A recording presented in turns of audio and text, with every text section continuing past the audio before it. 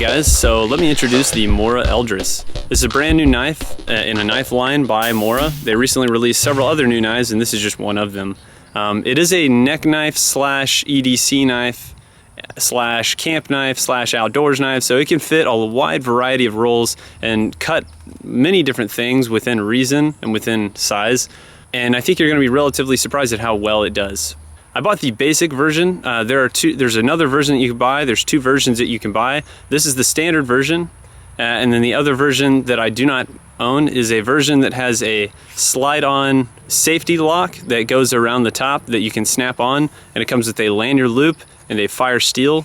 I thought to myself, I was originally going to get that, but then when I found out that they were charging an arm and a leg just for fire steel, some string, and a piece of leather, I was really displeased, so I chose to go with the cheaper option because I believe I can make those other things myself. This is Mora's answer to a foldable knife. The people over at Mora believe that you can't do everything with a foldable blade, that as much as foldable blades are great to take with you everywhere, they're just not as reliable as a fixed blade. So I think their final solution was, let's just make a neck knife that everybody can take anywhere with them at any time. So my first initial impressions of the sheath are, I really like it. I think it rings back to all the other sheaths they've been making for a while now. It's the same kind of style plastic sheath that you would find with any of the new or modern Craftsman line knives. What they tried to go with was a drilled out hole so that you could feed some 550 cord or any cordage of your choice to make a neck lanyard so it can go around your neck. Or you can secure it to your pocket or whatever you want to do. A couple of little improvements that Mora did recently was they added these two little tabs, one below and one above.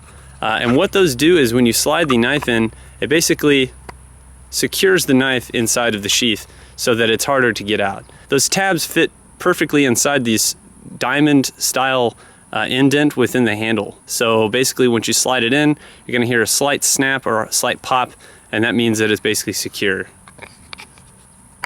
And honestly, I've had no problems with wiggle or jiggle, and it's not going to come out. It's not coming out of the sheath. All right, I'm going to give you guys just a really quick breakdown of the knife with a couple of specifications, and then we'll move on. The overall length of the knife is going to be 5.6 inches, or that's 123 millimeters, with an actual blade length of 2.3 inches, or 59 millimeters. The blade steel is going to be a 12C27 Sandvik steel with the Mora crest emblem that has been laser engraved on it. It has a Scandi grind with a secondary bevel, and what this is for is basically for fine cuts, so if you need to chop a tomato, a piece of bread, whatever. The overall blade thickness is going to be 0.08 or 2 millimeters thick. The back spine is at a 90 degrees angle, which is really nice for striking fire starters or fire steels, or for shaving wood and creating wood shavings. It's only 2.8 ounces, which is hardly anything. The handle is made out of a really nice reinforced nylon. I believe it's like a TPE, which is some sort of rubberized coating that they put on the outside here, and it basically gives it a slightly grippy feel. Another thing I really enjoy about the handle shape of this is it reminds me a lot of the traditional Mora style, the oval shape that you get with the traditional Mora knives, and they've kind of come down into the handle right here so you can get a better grasp with your thumb and your forefinger. Mora, being as smart as Mora is, got so many complaints, I guess they went ahead and they put a lanyard hole through. I really like how they designed this Mora. It makes it super easy to pretty much go with me anywhere I want to go. And the fact that it has a stainless steel on it, I really love that. I think that's really, really nice. It's gonna make cutting any kind of vegetables or any kind of fruit or anything I want very easy to clean off the blade. It's not going to rust. I would highly recommend going and checking out my video on the 12C27 Sandvik steel versus saltwater test that I did. All right guys, so let's go ahead and move on and let's get to cutting some cool stuff. All right, I'm going to get some fresh clippings off of this tree. What it is basically just I'm looking for green wood and how it cuts green wood. These trees that I'm working on that I might be cutting, they're in a flood zone, so their chances of survival and ever becoming big trees that actually do anything for the environment are actually pretty low. I'm not going to cut one down, but I'm just going to take a couple of their branches just for testing purposes. All right, here we go. All right, I just blew through that thing. All right, we're just going to go ahead and trim this up. We just need this one branch, so I only took one. And we're just going to use that knife and basically just see what we can do with that. All right, clean cut. Pretty good.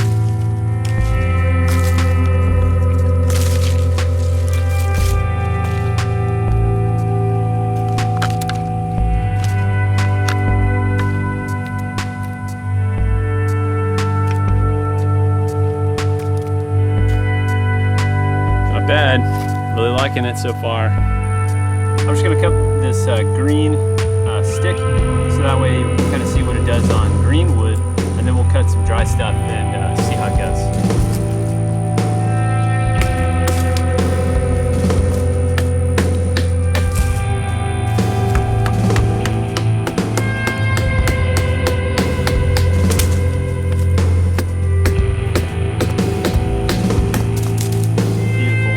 It's not super thick, but it's definitely clean cut.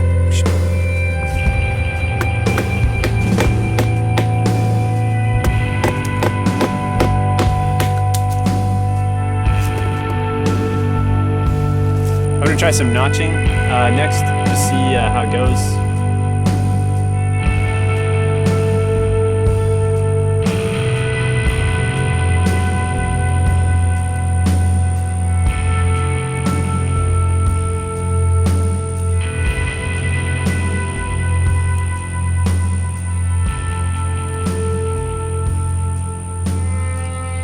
Very consistent, nice, straight notch. Very clean cut. I like it. Alright, so next I'm going to test on some juniper that I found here. And we're not doing any heavy batoning. Now, this is what I would consider more like fire prep. So we're just going to see how it does as far as cutting down that kindling, or cutting down this wood into kindling enough to use as a fire if you had to do a one stick fire.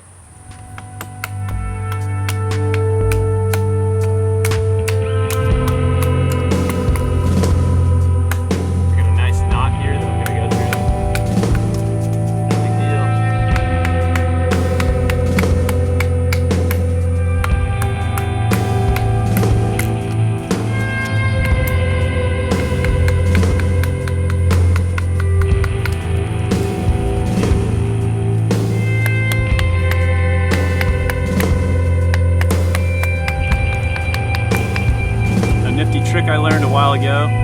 This is what I've done before in the past. Angle it, right? Angle it, bevel it, so that way the top half or the larger half of the stick that you're batoning has a curve or an angle to it. Take your knife, stick it in the middle of that angle. You can kind of indent it a little bit. And then you can baton it. And it cuts into that wood just like it wasn't even there. Just cut through that nice knot right there.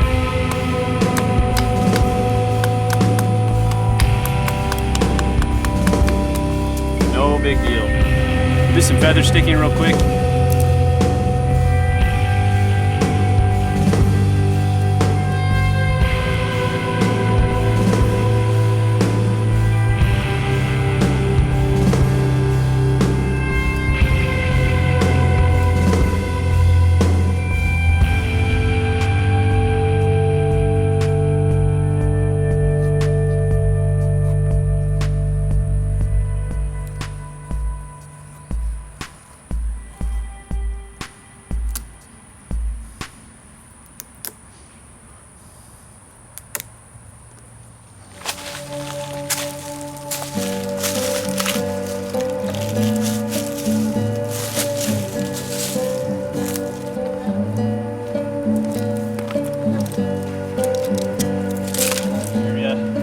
Some dry tinder here, a little dry grass. Should be fine.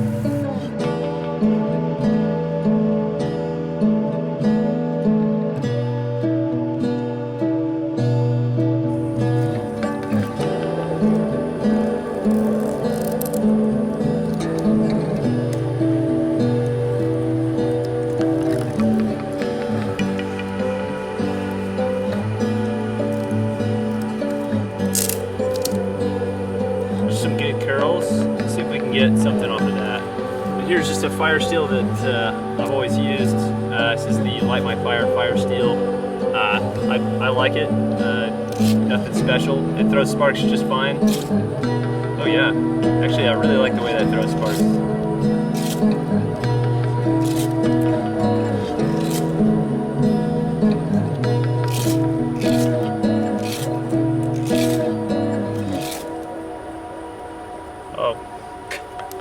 Well, by accident, I struck the wrong thing, but at least it got going. All that matters.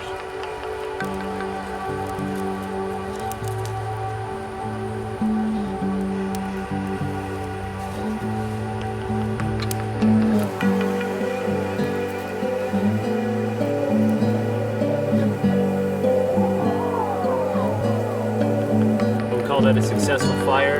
We got the bottom part started, and all I would need to do is feed it from here. So we might just leave it.